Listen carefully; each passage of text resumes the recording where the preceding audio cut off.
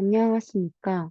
이번 행복학개론 나의 행복 요인 진단 및 향상 방향에 대해서 발표할 방사선학과 2021 공사구공 문서현입니다. 먼저 목차에 대해서 말씀드리도록 하겠습니다. 첫 번째로 행복한 삶을 살고 있다고 생각하지 못하는 근본 원인. 두 번째로 김순남의 행복 요인 11가지 리커르트식 5점 척도로 진단. 세 번째로 11가지 행복 요인 진단 이유, 네 번째로 향상 방안 마련, 다섯 번째로 실천 및 효과, 마지막으로 전반적인 소감 및 의견에 대해서 발표하도록 하겠습니다. 먼저 첫 번째로 제가 행복한 삶을 살고 있다고 생각하지 못하는 근본 원인에 대해서 발표하도록 하겠습니다. 저는 안정감을 느끼면 불안해졌고, 일어나지도 않은 일들을 미리 걱정하였습니다. 그리고 감정 기복이 심했기 때문에 제가 행복한 삶을 살고 있다고 생각하지 못하였습니다. 다음으로 김순남의 행복 요인 리커르트식 5점 척도로 진단에 대해서 말씀드리도록 하겠습니다. 3점 미만 행복 요인에서는 건강, 안전, 긍정, 용서가 있었고 3점 이상 4점 미만 행복 요인에서는 관계, 성취, 감사, 몰입이 있었습니다. 마지막으로 4점 이상 행복 요인에서는 의미, 봉사, 여가활동 등이 있었습니다. 이렇게 11가지 행복 요인 진단 이유에 대해서 말씀드리도록 하겠습니다. 첫 번째로 3점 미만 행복 요인 진단 이유에 대해서 말씀드리도록 하겠습니다. 먼저 건강은 제가 운동을 잘 하지 않았고 식습관이 규칙적이지 않았기 때문에 낮은 점수로 진단을 하였습니다. 다음으로 긍정에서는 제 자신을 믿지 않았고 작은 일에도 심히 불안해했기 때문에 낮은 점수로 진단을 내렸습니다. 다음으로 안전에서는 저는 평소에 주의력이 낮았고 사람에게 의심을 잘 하지 않았기 때문에 낮은 점수로 진단을 내렸습니다. 마지막으로 용서에서는 감정을 쉽게 정리하지 못하였고 작은 일에도 예민하게 반응하였기 때문에 낮은 점수로 진단을 하였습니다. 두 번째로 3점 이상, 4점 미만 행복 요인 진단 이유에 대해서 말씀드리도록 하겠습니다. 첫 번째로 관계에서는 저는 깊고 좁은 인간관계를 원하였고 쉽게 다가가지만 쉽게 포기하는 성격이었기 때문에 보통 점수로 진단을 내렸습니다. 다음으로 감사에서는 작은 일에도 감사함을 느끼려고 노력하고 있었고 현재 누리고 있는 모든 것에 감사함을 느끼려고 노력하고 있기 때문에 보통 점수로 진단을 내렸습니다.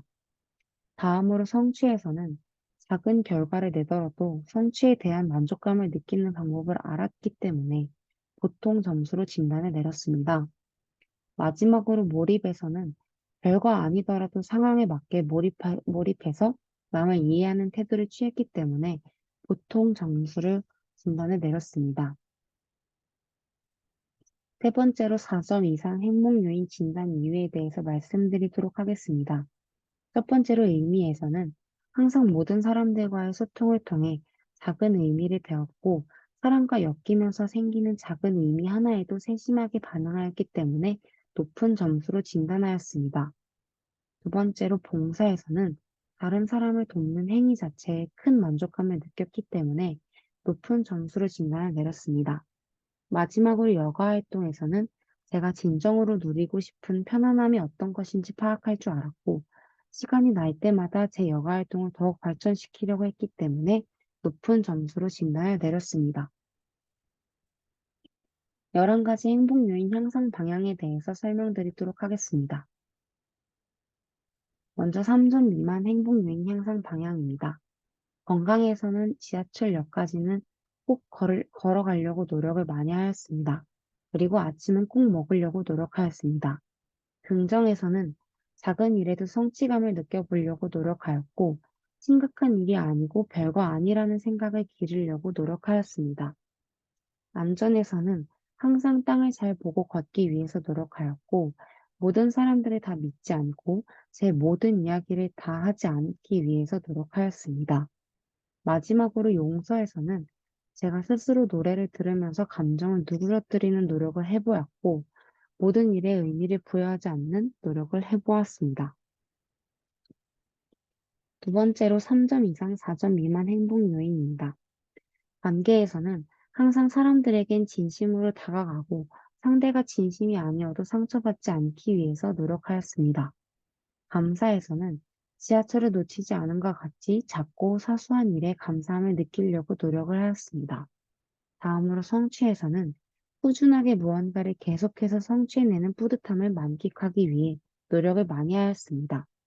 마지막으로 몰입에서는 다른 사람 입장에서 상황을 바라보고 몰입하는 습관을 들이기 위해서 노력하였습니다. 마지막으로 4점 이상 행복 요인입니다.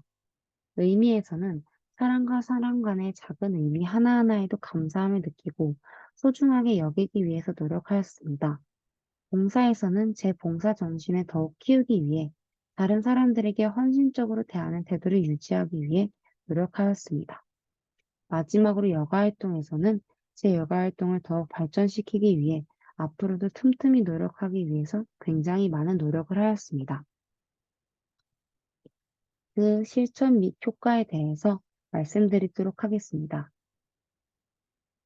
3점 미만입니다. 건강에서는 계단을 오를 때 숨이 차지 않는 효과가 있었고 군것질을 하지 않게 되는 효과가 있었습니다. 긍정에서는 제 가능성을 스스로 파악할 수 있었고 삶에 대한 행복도가 올라가는 걸 느낄 수 있었습니다. 안전에서는 넘어지는 빈도수가 줄었고 사람들이 저를 가볍게 여기지 않는 효과가 나타났습니다.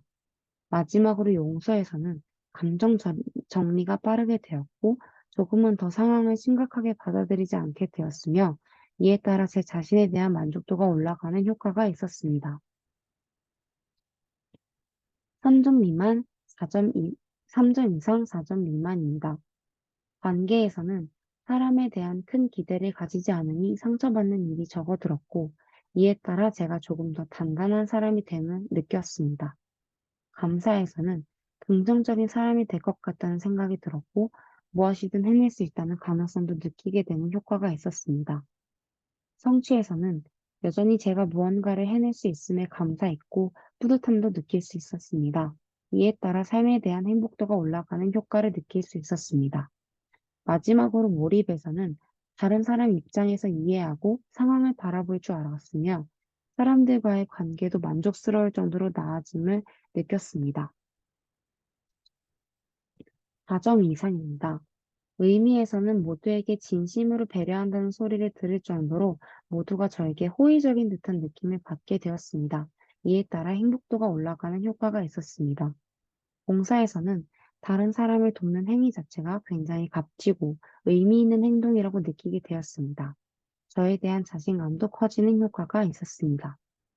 마지막으로 여가 활동에서는 제가 발전시킨 여가 활동을 통해 무엇이든 더 해낼 수 있을 것 같다는 가능성도 느끼게 되었습니다. 이에 따라 저에 대한 무궁무진한 가능성을 느끼는 효과가 있었습니다. 마지막으로 전반적인 소감과 의견에 대해서 말씀드리도록 하겠습니다.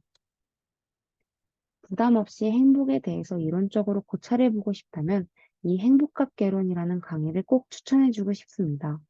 그동안 제 자신이 행복에 대한 어떤 견해를 가지고 있었는지를 파악할 수 있었습니다. 행복한 삶을 사는 법을 체계적으로 배울 수 있었던 강의라고 생각합니다. 교수님과의 질의응답과 상호작용을 통해서 전반적인 강의에 대한 빠른 이해가 가능했습니다. 굉장히 만족스러운 수업이었습니다. 지금까지 경청해 주셔서 감사합니다. 발표를 마치도록 하겠습니다. 감사합니다.